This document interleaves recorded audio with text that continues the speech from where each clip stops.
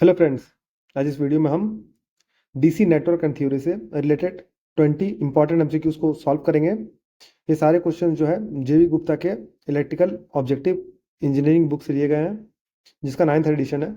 तो ये सारे क्वेश्चंस जो है डिफरेंट एग्जाम जैसे कि गेट, ईएससी, स्टेट लेवल के एग्जाम, ट्रांसपोर्ट, डिस्को और भी एसएससी, जेई, एई, इस तरह के एग्जाम्स के लिए बहुत ही इंपॉर्टेंट होता है। तो अगर आप इस चैनल पर नए आए तो चैनल को सब्सक्राइब कीजिए, वीडियो को लाइक कीजिए और बेल नोटिफिकेशन को प्रेस कर दीजिए ताकि इसी तरह के इंपॉर्टेंट अपडेट्स मैं आपके पास लाता रहूं। तो चलिए वीडियो को शुरू करते हैं। पहला क्वेश्चन है, in the given figure the value of resistance are in ohm. ये जो फिगर दिया है इसमें आर ओम में कितना वैल्यू होगा। तो देखिए दोस्तों, आपको दो बेसिक चीज़ें बताता हूँ। देखिए, हमारे पास केवीएल होता है, जिसमें कि क्या होता है कि एक क्लोज लूप सर्किट है, अगर सपोज कीजिए विथ सोर्सेस और इंडिपेंडेंट इस तरह का, तो उसमें जो नेट जो वोल्टेज होता है पूरे सिस्टम का, उसका समेशन जीरो होता है ऑलवेज। ठीक है, ये केवीएल का हम लोग इक्वेशन लिखते हैं। फिर केसीएल में हम लोग क्या करते हैं कि जब करंट दो पॉइंट या दो से अधिक पॉइंट से कहीं से इंटर करता है और वो फिर कहीं पर इमर्ज होता है, तो इंटरिंग नोड एक पर्टिकुलर नोड पे मीट करता है। उस नोड पे इंटरिंग करंट और उस नोड का जो लीविंग करंट है, इन दोनों का जो समेशन का जो वैल्यू होगा, उसका वैल्यू जीरो होगा। या फिर आप देख सकते हैं जो जितना करंट इंटर किया है उतना ही करंट वो लीव करेगा। ठीक है, तो सपोज कि इसमें आई वन करंट है, इसमें आई टू करंट है और आई थ्री करंट का डायरेक्शन इस तरह से है, तो इसमें I one plus I two होगा क्योंकि वो दोनों इंटर करता है। ठीक है, is equal to I three होगा जो करंट लीव करता है, तो इसका मतलब I one plus I two is equal to I three हो गया। ठीक है, तो अब हम लोग इसमें केवीएल केसीएल लगाएंगे और इस क्वेश्चन को सॉल्व करेंगे। सबसे पहले सर्किट को हम लोग ड्रॉ करते हैं, किस तरह से सर्किट है ये। देखिए, सबसे पहले सर्किट में दिया हुआ है, यहाँ पर हमारे पास सर्किट में दिया हुआ है एक प्लस माइनस का सोर्स 100 वोल्ट्स का। ठीक है, उसके बाद ये 10 ओम का दिया हुआ है।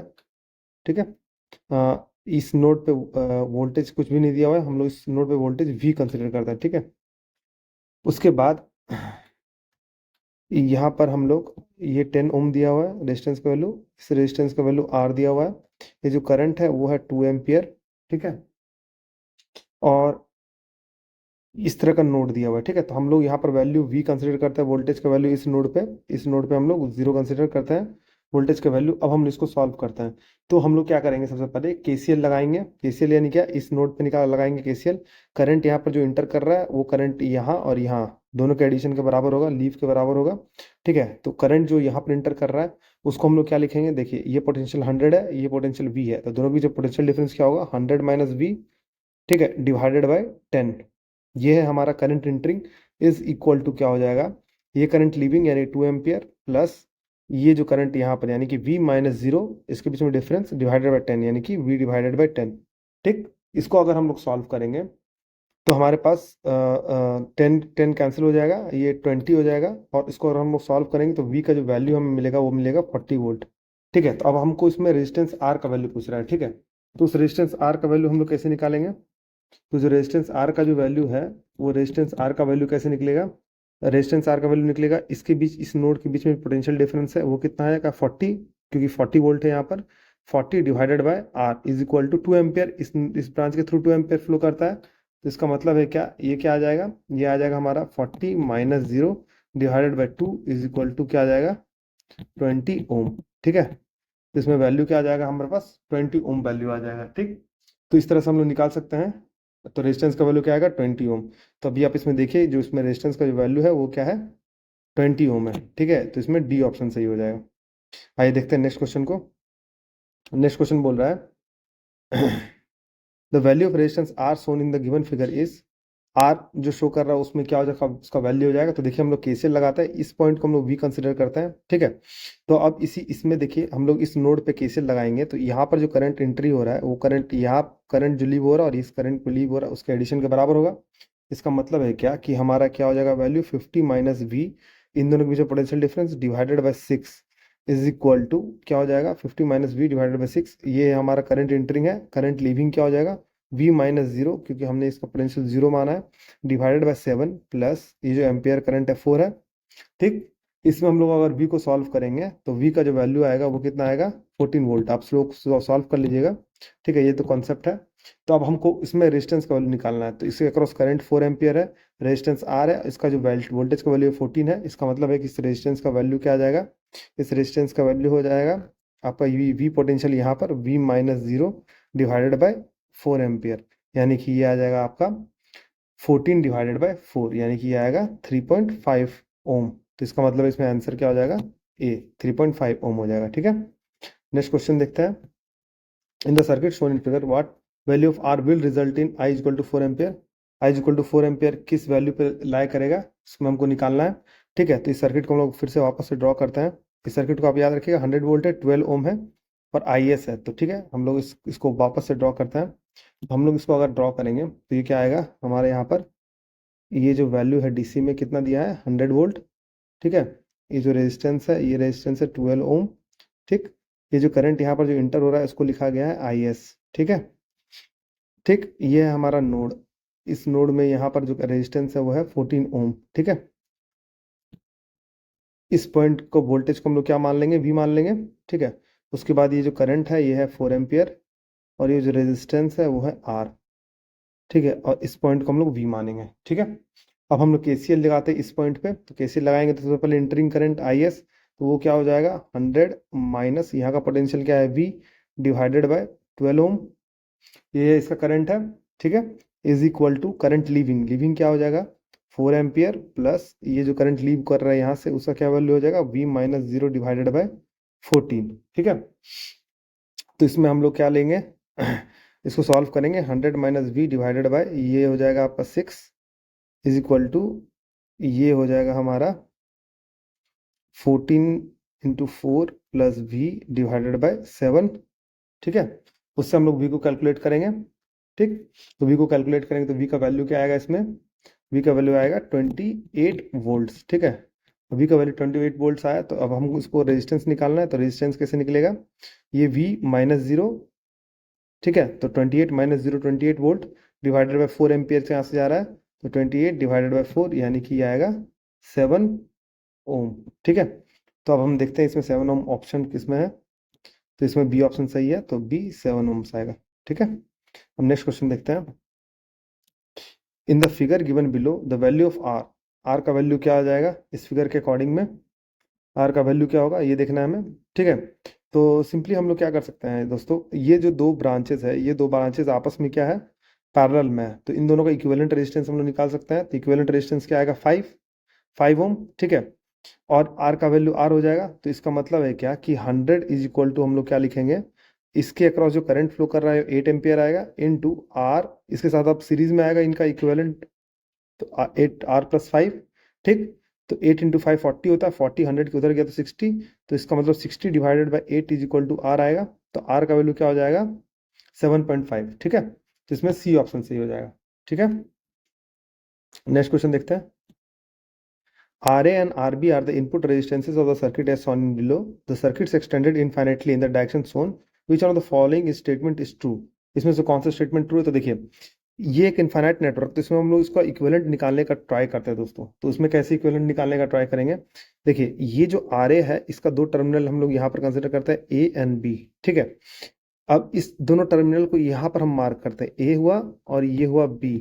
तो इसका मतलब है क्या, इन दोनों टर्मिनल के अक्रॉस जो भी रेजिस्टेंस है वो रेजिस्टेंस आर ए है, क्योंकि आर ए इधर से दिख रहा है रेजिस्टेंस टोटल, तो इस टर्मिनल के इधर जितना भी रेजिस्टेंस है वो आर ए है।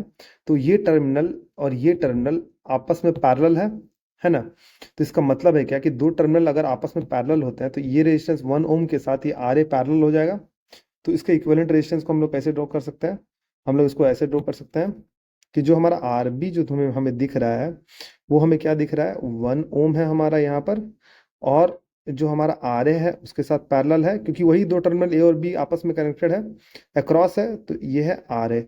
इसका मतलब है क्या कि जो आर बी है 1 और आर ए का पैरेलल है, तो इसका मतलब R B is equal to 1 ohm in parallel with R A. तो इसका वैल्यू क्या आएगा, इसका वैल्यू आएगा 1 into R A divided by 1 plus R A. इसका मतलब है क्या आएगा, ये R A divided by 1 plus R of A. ठीक है, तो इसका मतलब है क्या, इसमें कौन सा ऑप्शन सही हो जाएगा देखते हैं हम लोग, इसमें ऑप्शन सही हो जाएगा डी। ठीक है, नेक्स्ट क्वेश्चन देखते हैं। Three equal resistances of magnitude 5 ohm each are connected in delta, the resistances between any two pair of terminals of delta will be. देखिए 3 इक्वल रेजिस्टेंस को कनेक्ट किया गया आपस में, ठीक है। 5 ओम है तो दो टर्मिनल के बीच में निकालना, तो डेल्टा कनेक्शन होता है कैसे दोस्तों, देखिए डेल्टा कनेक्शन होता है ऐसे कि ये हमारे पास 3 टर्मिनल है, ये हमारे पास यहाँ पर 3 टर्मिनल है, ठीक है, ए बी और सी, 3 टर्मिनल है, किसी 2 टर्मिनल के अक्रॉस हमें निकालना है, ठीक है। तो ये 5 है, ये 5 है और ये 5 है, इस सपोज कि इस 2 टर्मिनल के अक्रॉस हम लोग आर इक्विवेलेंट निकालते हैं, तो हम लोग कैसे निकाल सकते हैं, अब ये 2 टर्मिनल के अक्रॉस निकाल रहे हैं तो ये दोनों आपस में सीरीज में हुआ, तो 5 5 का जो सीरीज है वो क्या होगा 10, इसका मतलब है कि ये जो पॉइंट है ये हो जाएगा 10, ठीक है, और ये हमारा 5 10 के साथ पैरेलल में बी और सी है, ठीक है, कौन सा पॉइंट है, बी है और ये पॉइंट सी है, ठीक है। इसका मतलब 5 और 10 का पैरेलल क्या हो जाएगा, आर इक्विवेलेंट हो जाएगा हमारा 5 इंटू 10 डिवाइडेड बाय 5 प्लस 10 यानी 15, यानी कि ये 10 डिवाइडेड बाय 3 हो जाएगा, ठीक है। देखते हैं ऑप्शन में कौन सा ऑप्शन सही है, 10 डिवाइडेड बाय 3 यानी कि सी ऑप्शन इसमें सही है, तो इसमें सी ऑप्शन सही हो जाएगा, ठीक है। अब हम लोग नेक्स्ट क्वेश्चन को देखते हैं। नेक्स्ट क्वेश्चन क्या कहता है हमें, consider the following circuit, what is the value of current I in the circuit on in figure.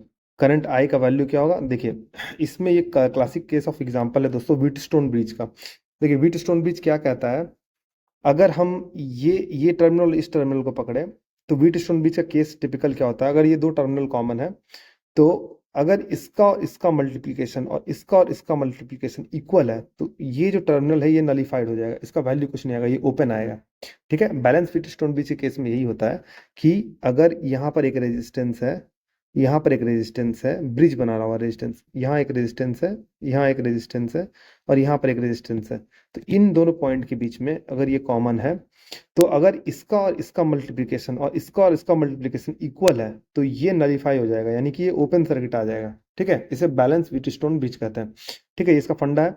अभी देखिए इस पॉइंट में क्या है, ये जो 2 ओम का रेजिस्टेंस है इसको अगर इससे मल्टीप्लाई करें तो आएगा 6, इसको अगर इससे मल्टीप्लाई करेंगे तो आएगा 6, इसका मतलब है क्या कि ये दोनों बैलेंस आपस में 2 इंटू 3 6, 3 इंटू 2 6, ये दोनों बैलेंस है तो ये नलीफाई हो जाएगा, तो जब ये नलीफाई हो जाएगा तो इसको ये ओपन सर्किट हो जाएगा, तो अब हम इसके इस पॉइंट के अक्रॉस जो हम लोग टर्मिनल बनाएंगे वो क्या बनाएंगे, 2 और 2 इन सीरीज एंड 2 और 3 इन सीरीज, लेकिन दोनों आपस में पैरेलल होंगे, ठीक है। ठीक, सिमिलरली इसी तरह से अगर हम इसके और इसके बीच में देखें, इन चारों के बीच में देखें तो क्या होगा, देखिए ये 3 इंटू 6 18, 6 इंटू 3 18, तो ये नलीफाई हो जाएगा, तो इसमें इस सर्किट में क्या होगा कि ये 2 ओम सीरीज में होगा, 3 ओम सीरीज में होगा, 6 ओम सीरीज में होगा और इन ये सारे आपस में पैरेलल में होंगे क्योंकि ये दोनों नलीफाई हो गए हैं, ओपन सर्किट हो गए हैं, किसके लिए, बैलेंस व्हीटस्टोन ब्रिज के लिए। तो अब हम इसका अगर हम इक्विवेलेंट सर्किट निकालें तो इक्विवेलेंट सर्किट कैसे निकलेगा, देखिए तो इक्विवेलेंट सर्किट निकलेगा कि एक ही पॉइंट के अक्रॉस यहाँ पर 2 ओम इन सीरीज विथ 2 ओम और वो इन पैरेलल विथ 3 ओम और इन पैरेलल विथ 3 ओम और एक है 6 ओम इन पैरेलल विथ 6 ओम, ये इसके साथ, और इसमें जो हमारा वोल्टेज सप्लाई है वो प्लस माइनस कितना है, 6 वोल्ट है, क्या है 6 वोल्ट। तो ये हमको इस करंट का वैल्यू निकालना है, तो ये 2 और 2 ओम क्या हो जाएगा, 4 ओम, 3 और 3 6 ओम और 6 और 6 12 ओम, इसका हम लोग इक्विवेलेंट निकाले तो क्या आएगा, ये आएगा हमारा 4 ओम, ये है आएगा हमारा 6 ओम और ये आएगा हमारा 12 ओम, ये तीनों आपस में पैरेलल हो जाएंगे, ठीक है, वो किसके साथ, 6 वोल्ट के साथ, ठीक है। तो अब इसमें हम लोग आई करंट ड्रॉ निकालना है तो इसका इक्विवेलेंट निकालते हैं, तो इक्विवेलेंट क्या आ जाएगा, आर इक्विवेलेंट आएगा 4 इन parallel with 6 in parallel with 12, ठीक है। तो हम लोग उसका हम लोग इक्विवेलेंट निकालेंगे, तो उसका इक्विवेलेंट निकालेंगे दोस्तों तो वो आएगा हमारा 2 ओम, तो 6 वोल्ट डिवाइडेड बाई 2 ओम, तो आई का वैल्यू क्या आ जाएगा, 6 डिवाइडेड बाई 2 यानी कि 3 एम्पियर, ठीक है। तो इसमें करंट कितना फ्लो करेगा दोस्तों, करंट इसमें फ्लो करेगा 3 एम्पियर, यानी कि सी ऑप्शन सही है, ठीक है।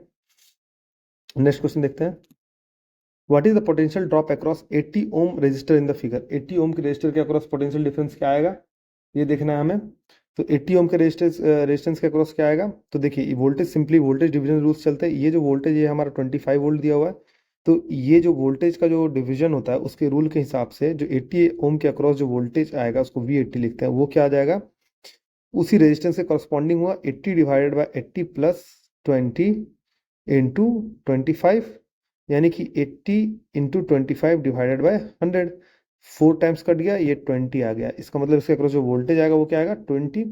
सिमिलरली इसके अक्रॉस वोल्टेज क्या आएगा, 5। अगर सिंपली सब्सट्रैक्ट करते हैं तो इसमें ए ऑप्शन सही हो जाएगा, ठीक है। नेक्स्ट क्वेश्चन देखते हैं, which of the following relation is not correct, ये कौन सा रिलेशन करेक्ट नहीं है। तो देखिए P equal to V into I होता है, बिल्कुल सही है। P equal to V by R square होता है, ये भी बिल्कुल सही है। P equal to I square into R होता है, तो इसका मतलब I equal to under root P by R होगा, तो ये रिलेशनशिप भी सही है। तो ये रिलेशनशिप गलत है, डी। तो इसमें कि डी ऑप्शन गलत है, तो ये करेक्ट कौन सा नहीं है, डी करेक्ट नहीं है, बाकी सारे करेक्ट है। नेक्स्ट क्वेश्चन देखते हैं, a conductor of diameter d length l consumes a power of w when A current I flows through it, ठीक है। जब करंट I फ्लो होता है एक पर्टिकुलर कंडक्टर में तो w पावर कंज्यूम करता है। What will the power consume if d is double, l is half and current is triple. तो देखिए जो पावर कंजम्पशन होता है वो क्या होता है, आई स्क्वायर इंटू रेजिस्टेंस किसी भी कंडक्टर क्रॉस, ठीक है, अगर करंट दे रखा है तो, ठीक है। तो इसका मतलब है क्या, इसका रेजिस्टेंस का वैल्यू होगा, इस पे क्रॉस करंट फ्लो कर रहा है, ठीक है। अभी देखिए देखिए रेजिस्टेंस इज इक्वल टू क्या होता है, रो एल बाई ए होता है, जो हम लोगों ने पढ़ा था, जहां पर रो क्या है, रेजिस्टिविटी है। अभी हम लोग क्या करते हैं कि डी को डबल करते हैं, तो डी को डबल करने से एरिया 4 टाइम्स हो जाएगा, क्योंकि एरिया इज इक्वल टू क्या होता है, पाई डी स्क्वायर बाई 4, तो डबल करने से एरिया 4 टाइम्स हो गया। और एल इज हाफ, एल को भी हाफ कर दिए, तो इसका मतलब rho L divided by L half हो गया, तो 2 उसका यहाँ फैक्टर आएगा। और ये एरिया को हम लोग क्या किए हैं, एरिया को हम लोग ये डी को हम लोग डबल किए हैं, ठीक है। तो एरिया क्या हो जाएगा, डी को डबल किया है ना, तो एरिया क्या हो जाएगा 4 टाइम्स, यानी कि 4 टाइम्स इंटू ए हो गया ये, ठीक है। इसका मतलब है क्या कि ये जो रेजिस्टेंस है 8 के फैक्टर से कम हो गया, इसका मतलब नया जो रेजिस्टेंस है वो आर नॉट है, वो इज इक्वल टू क्या हो जाएगा, आर डिवाइडेड बाई 8, 8 टाइम्स घट गया, ठीक।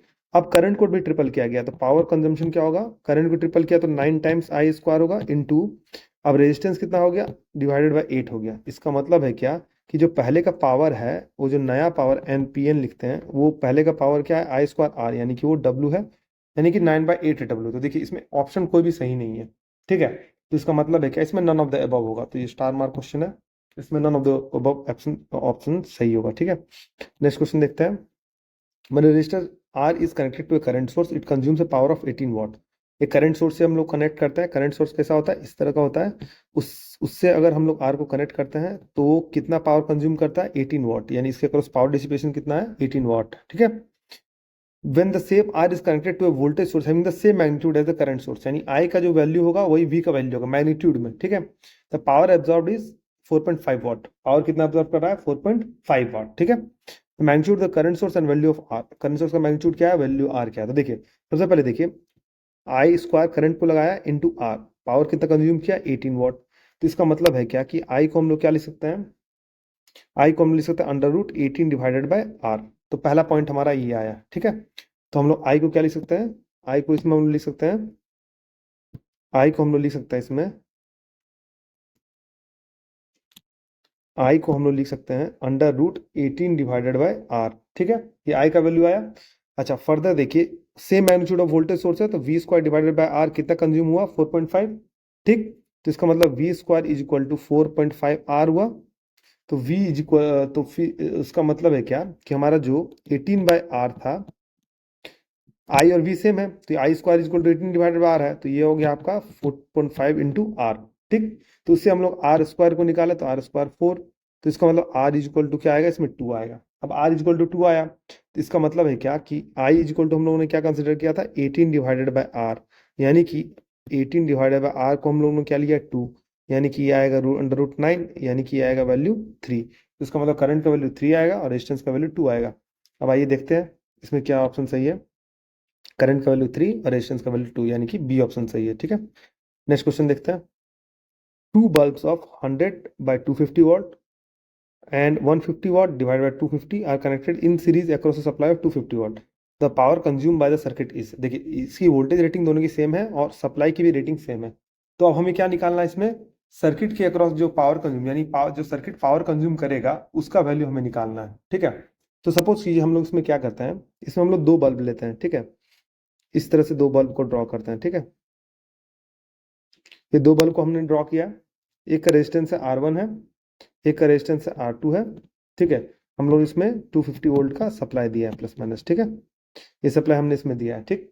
तो अब हम लोग रेजिस्टेंस R1 का आप लोग वैल्यू क्या निकाल सकते हैं, वैल्यू जो वोल्टेज का रेटिंग है उसका V1 square divided by P1।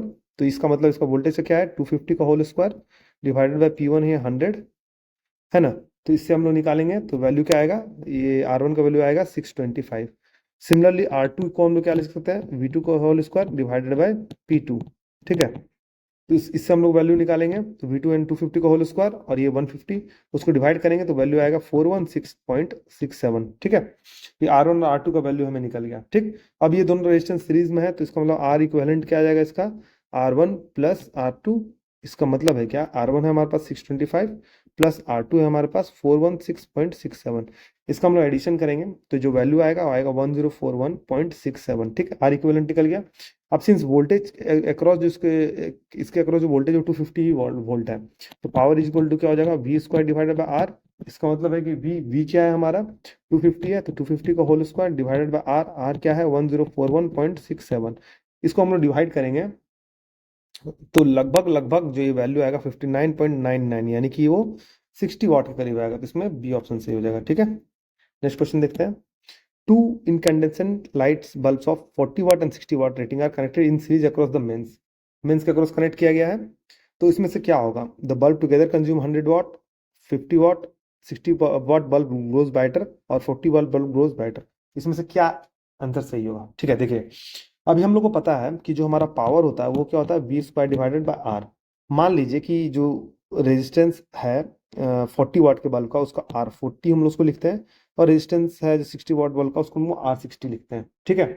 तो अभी मान लीजिए कि पावर कंज्यूम जो अगर 40 वाट वाले का P40 है और 60 वाट वाले का P60 है, तो उसे केस में क्या आ जाएगा, हमारा जो रेजिस्टेंस R40 है उसको हम लोग क्या लिखेंगे, we square divided by P40, ठीक है। तो देखिए 40 वाट का बल्ब का रेटिंग कम है, तो इसका मतलब है क्या कि इसका जो रेजिस्टेंस का वैल्यू वो ज़्यादा होगा क्योंकि इन्वर्स में है। तो इसका मतलब है कि हम रिलेशन क्या निकाल सकते हैं, R40 का जो रेजिस्टेंस वैल्यू है वो R60 के रेजिस्टेंस वैल्यू से ज़्यादा होगा, ठीक है। तो अब हमको देखिए कि अभी क्या होता है कि जो हमारा पावर है, पावर डिसिपेशन है, वो क्या होता है, power dissipation P is equal to I square into R होता है। तो इसका मतलब P40 को हम लोग आई स्क्वायर इंटू R40 लिख सकते हैं, P60 को हम लोग आई स्क्वायर आर इंटू R60 लिख सकते हैं, ठीक है ना। सीरीज में कनेक्ट किया गया है तो इसके अक्रॉस पावर यही आएगा। अभी देखिए क्या है, हम लोग इससे सिंस फाइंड किए हैं कि हम लोग रेजिस्टेंस R40 ओम का जो रेजिस्टेंस है वो ज़्यादा है।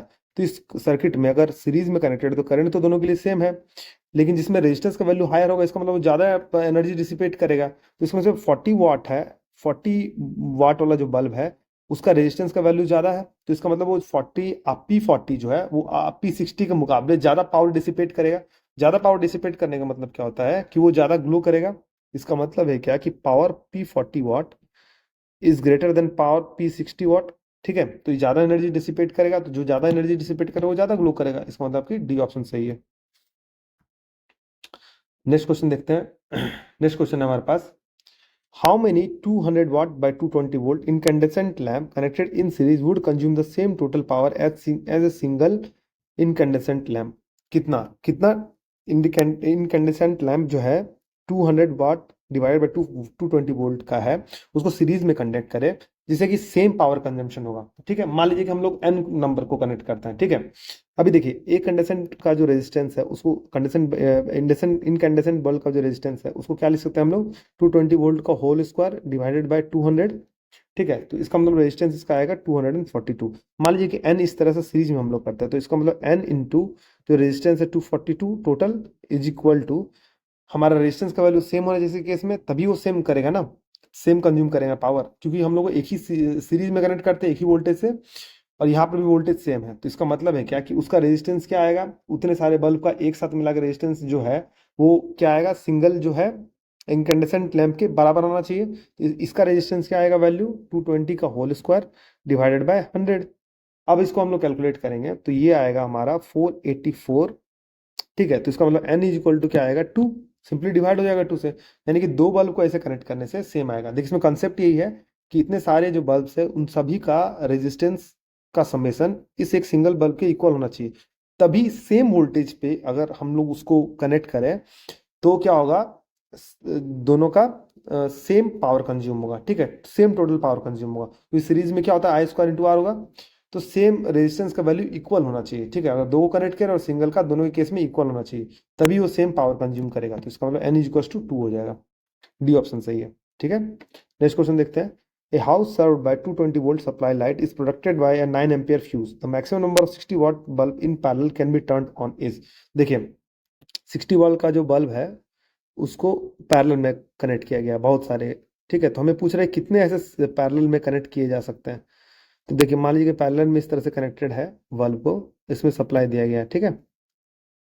तो अभी क्या है, 220 वोल्ट का सप्लाई, यानी कि इसके करो जो वोल्टेज है 220 वोल्ट है, और 9 एम्पियर का फ्यूज। तो फ्यूज जो है वो सीरीज में कनेक्टेड रहता है, ठीक है, कि जितना भी टोटल करंट फ्लो करे उससे ज़्यादा अगर आएगा मैक्सिमम लिमिट, तो वो फ्यूज ब्लो हो जाएगा और सर्किट की रक्षा करेगा, ठीक है। तो इसका मतलब है क्या कि इसकी जो मैक्सिमम करंट रेटिंग है उतना ही फ्लो कर सकती है। तो हमारा हमें हमें दिया है आई इक्वल टू 9 एम्पियर और वी इक्वल टू 220 वोल्ट। इसका मतलब है क्या कि अगर इस तरह से एन नंबर ऑफ बल्ब को कनेक्टेड किया जाए इन पैरेलल में, तो इसका मतलब है क्या कि हमें उसको हम लोग कैसे निकाल सकते हैं टोटल, कि n इंटू 60 बल्ब को आपस में कनेक्ट किया गया तो total power consumption n into 60 होगा। और मेंस से जो करंट जो पावर ये भेज रहा है, वो मेन से पावर कितना भेज रहा है, 220 इंटू 9 फ्यूज के क्रॉस, ठीक है। तो इसका मतलब है कि n ऐसे बल्ब को कनेक्ट किया जाए तो वो उतना जो पावर कंज्यूम होगा उस बल्ब में टोटल, क्योंकि करंट तो डिवाइड हो जाएगा, वो हमारा जितना करंट हम लोग भेज रहे हैं उसके इक्वल होना चाहिए। तो इससे हम लोग n को कैलकुलेट करें तो इसका वैल्यू आएगा 33, यानी टोटल इस तरह से हम लोग 33 बल्ब को आपस में कनेक्ट कर सकते हैं। तो ये कॉन्सेप्चुअल क्वेश्चन है, इसे ध्यान में रखिएगा। नेक्स्ट क्वेश्चन है, a certain network consists of large number of ideal linear resistances, ideal linear resistances है, one of which is designated R and two constant ideal current sources. The power consumed by R is P1 when only first source is active, एक source active है तब, P2 when only second source is active, ठीक है। Sources दिया है, अगर एक active है तो P1 है, दूसरा एक्टिव है तो P2 है। ये both sources are active simultaneously, then the power consume by R, तब R का पावर कंज्यूम क्या होगा अगर दोनों साइमल्टेनियसली काम करता है तो, ठीक है। तो उसके केस में हम लोग उसको सॉल्व करते हैं। देखिए कंसेप्ट क्या है इसका, कंसेप्ट है कि सपोज कीजिए कि पहला जो बल्ब है वो V1 पे काम कर रहा है वोल्टेज पे, दूसरा है V2 पे काम कर रहा है, ठीक है। तो इसका मतलब है कि power P1 is equal to क्या हो जाएगा, V1 डिवाइडेड बाय R, ठीक। इसका मतलब है क्या कि जो हमारा V1 है वो क्या हो जाएगा, under root P1 into are, ठीक। अच्छा V2 का जो वैल्यू हो जाएगा सिमिलरली इसी तरह से, वो क्या हो जाएगा, P2 divided P2 into R under root, ठीक। अभी देखिए दो जो सोर्सेज हैं वो किस तरह से एक्ट कर रहे हैं आपस में, अगर एक साथ एक्ट कर रहे हैं वो क्लियरिफाइड नहीं है। वो या तो एडिटिव पोलैरिटी में भी एक्ट कर सकते हैं या तो सब्सट्रैक्टिव में भी ऐड कर सकते हैं। तो अगर एडिटिव में ऐड होंगे तो वो होगा V1 प्लस V2, अगर सब्सट्रैक्टिव में ऐड होंगे तो वो होगा V1 माइनस V2। तो इन जनरल अगर हम वोल्टेज को ले लें, इन जनरल इक्विवेलेंट, वो उसको हम लोग लिख सकते हैं V1 प्लस माइनस V2, ठीक है, ठीक। इसका मतलब है क्या कि हम लोग इसको कैसे लिख सकते हैं, तो इसका मतलब टोटल पावर क्या आएगा, टोटल पावर आ जाएगा हमारा P equivalent total power is equal to V1 plus minus, क्योंकि हमें एग्जैक्टली नहीं पता है क्या है, का whole square divided by R। इसका मतलब है क्या कि under root PR plus minus, ठीक है, P1R plus minus under root P2R का whole square divided by R। अब R बाहर जाएगा तो इसका मतलब ये क्या आएगा, under root P1 plus minus under root P2 का होल स्क्वायर। इसका मतलब है क्या कि इसका जो वैल्यू आएगा इसमें ऑप्शन में सही क्या आएगा, under root P1 plus minus P2 का under whole square under root में, ठीक है। तो अभी देखते हैं इसमें ऑप्शन कौन सा सही है, तो इसमें सी ऑप्शन सही है, ठीक है। अभी नेक्स्ट क्वेश्चन देखते हैं। The incandescent lamp bulbs are rated respectively as P1 and P2 for operation at a specified mains voltage। देखिए स्पेसिफाइड मेंस वोल्टेज के लिए दिया गया है, ठीक है। जो मेंस का वोल्टेज है वही बल्ब का वोल्टेज का स्पेसिफाइड वोल्टेज दिया है, ठीक है। उसको सीरीज में कनेक्ट किया गया, यानी कि मेंस का वोल्टेज सपोज कि V है तो ये भी V पे ऑपरेट कर सकता है, ये भी V पे ऑपरेट कर सकता है, ये इसका कहने का है। Then the total power supplied by the main to the two bulbs, तो टोटल पावर कितना सप्लाई होगा उसको हम लोग कैसे निकाल सकते हैं, देखिए इसको हम लोग निकालते हैं। देखिए दोनों सीरीज में है ना, तो हम लोग कैसे निकाल सकते हैं, ठीक है। सपोज देखिए इसी केस में क्या होगा, दोनों बल्ब है वो मेन से कनेक्टेड है, ठीक है, लेकिन दोनों का जो रेजिस्टेंस है ये इक्वल होगा, ये हमें नहीं दिया है, तो हम लोग इसको अनइक्वल कंसिडर करते हैं, ठीक है। ये हम सपोज कीजिए कि मेंस का वोल्टेज लेते हैं, इसका रेजिस्टेंस हम लोग R1 लेते हैं, दूसरे बल्ब का रेजिस्टेंस R2 लेते हैं, ठीक है। तो अभी क्या होगा, अगर सेम वोल्टेज रेटिंग में अप्लाई करते हैं जो कि मेंस से है, यानी कि मेंस का जो वोल्टेज है वही हमारा पहला R1 का वोल्टेज होना चाहिए, वही VR2 दूसरा R12 का वोल्टेज होना चाहिए, ठीक है। उसको हम लोग इक्वल लेते हैं क्योंकि इक्वल वोल्टेज रेटिंग पे वो ऑपरेट कर सकता है, ठीक है। तो हमारा पहला रेजिस्टेंस R1 क्या हो जाएगा, V² डिवाइडेड बाई P1। दूसरा रेजिस्टेंस R2 का वैल्यू क्या हो जाएगा, V² डिवाइडेड बाई P2, ठीक है। ये रेजिस्टेंस का वैल्यू है, ठीक। अभी देखिए क्या है, तो हमारा टोटल पावर क्या आ जाएगा, total power consumption is equal to, देखिए दोनों जो है एक ही मेंस वोल्टेज पे काम करता है, यही हमारा क्रिटिकल थिंकिंग है कि सेम मेंस वोल्टेज अगर अप्लाई करें जिस पे ये दोनों रेटेड काम कर रहे थे पहले से, तो इसका मतलब है क्या कि हमारा जो पी टोटल है वो क्या आ जाएगा, V² जो हमारा मेंस वोल्टेज है डिवाइडेड बाय, पहले एक क्रॉस क्या हो जाएगा, V² divided by R1 plus V² divided by V² divide P1, क्योंकि हम लोग रेजिस्टेंस ऐड करें नीचे, divide by V² divided by P2, ठीक है, क्योंकि यही है पावर, हम लोगों ने रेजिस्टेंस को निकाला है, तो voltage square divide by total resistance. अब इसको हम लोग कैलकुलेट करेंगे तो आएगा P1 P2 divided by P1 plus P2। देखिए कंसेप्ट यहाँ यही है कि जो दोनों बल्ब है, उस दोनों बल्ब का जो वोल्टेज रेटिंग है वो सेम है, और वो उसी सेम रेटिंग से हम लोग जो वोल्टेज सप्लाई है मेंस को दे रहे हैं। तो हमारा पावर जो इसमें जो रेजिस्टेंस का जो वैल्यू है या पावर कंजम्पशन है वो उस रेजिस्टेंस के अकॉर्डिंग निकलेगा, वोल्टेज दोनों का सेम रहेगा, ठीक है। तो उससे हम लोग को टोटल निकालना है, तो इसका मतलब है क्या कि इसमें जो ऑप्शन है वो ऑप्शन कौन सा सही है, तो उसमें वो ऑप्शन सही है P1 P2 divided by P1 plus P2, यानी कि ए ऑप्शन सही है, ठीक है। नेक्स्ट क्वेश्चन देखिए, a short in any type of circuit series parallel और combination causes the total circuit. अब कोई भी कॉम्बिनेशन है, सीरीज है, पैरेलल है, किसी तरह का भी कॉम्बिनेशन है, ठीक है। तो उसी केस में हमको क्या दिखाना है कि डिफरेंट केसेस में क्या इसमें सर्किट में होगा, तो ठीक है। मान लीजिए हम लोग सीरीज में लेते हैं, पैरेलल में लेते हैं या टोटल लेते हैं, ठीक है। तो अभी हम लोग देखते हैं इसमें क्या क्या आएगा। देखिए पहला ऑप्शन है रेजिस्टेंस टू डिक्रीज, मान लीजिए पहले हम लोग सीरीज में लेते हैं, मान लीजिए कि हमारे पास ये R1 वैल्यू है रेजिस्टेंस का, ये R2 वैल्यू है रेजिस्टेंस का, ये R3 वैल्यू है रेजिस्टेंस का, ठीक है। सीरीज में लेते हैं, ठीक है। अभी मान लीजिए कि इसमें एक वोल्टेज सप्लाई देता है, अभी मान लीजिए कि ये शॉर्ट हो गया, शॉर्ट होने का मतलब क्या है कि इसका रेजिस्टेंस का वैल्यू जीरो हो गया, तो नेट जो इसका आर इक्विवेलेंट है वो क्या होगा, R1 plus R2 plus R3, उसमें ये जो आर है वो जीरो हो गया, तो इसका मतलब इसका जो टोटल रेजिस्टेंस का वैल्यू कम हो गया, तो हम लोग सीरीज में देखा रेजिस्टेंस टू डिक्रीज। तो ये पहला पॉइंट हो गया सीरीज के केस में। अब हम लोग पैरेलल केस में, क्योंकि हम लोग केसेस अलग अलग लेना है, ठीक है। अब हम लोग पैरेलल केस में लेते हैं, सपोज कि ये है R1 R2 और ये है R3, ठीक है।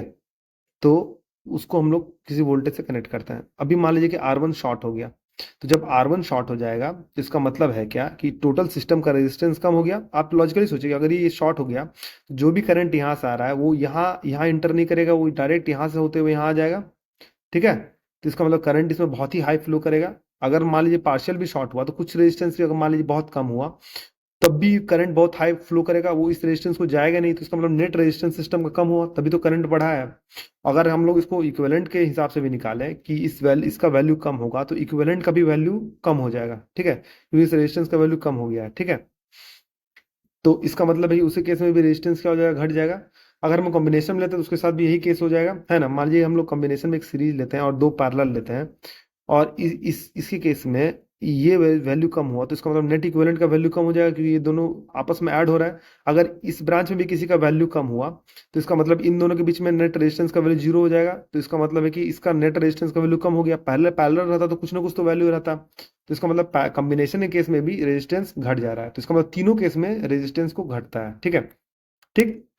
अच्छा, दूसरा केस हम लोग देखते हैं power to decrease. Power to decrease क्या, अब रेजिस्टेंस घट गया तो पावर इज इक्वल टू क्या होता है, अगर मान लीजिए सीरीज को हम लोग लेते हैं, सीरीज को हम लोग लेते हैं तो पावर रेजिस्टेंस को घट गया तो हम लोग सीरीज को लेते हैं, सीरीज में I² इंटू आर।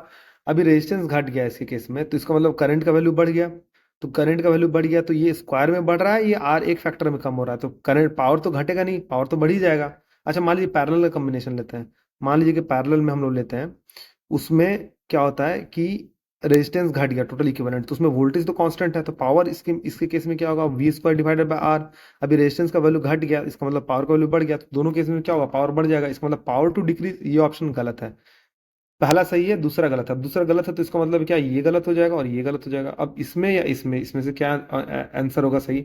देखिए करंट टू इंक्रीज, अभी करंट क्या हुआ, देखिए रेजिस्टेंस घट गया, सभी केस में रेजिस्टेंस घटेगा तो करंट तो बढ़ जाएगा, चाहे वो सीरीज हो चाहे पैरेलल हो, कोई भी कॉम्बिनेशन हो, क्योंकि voltage divided by R is equal to current होता है।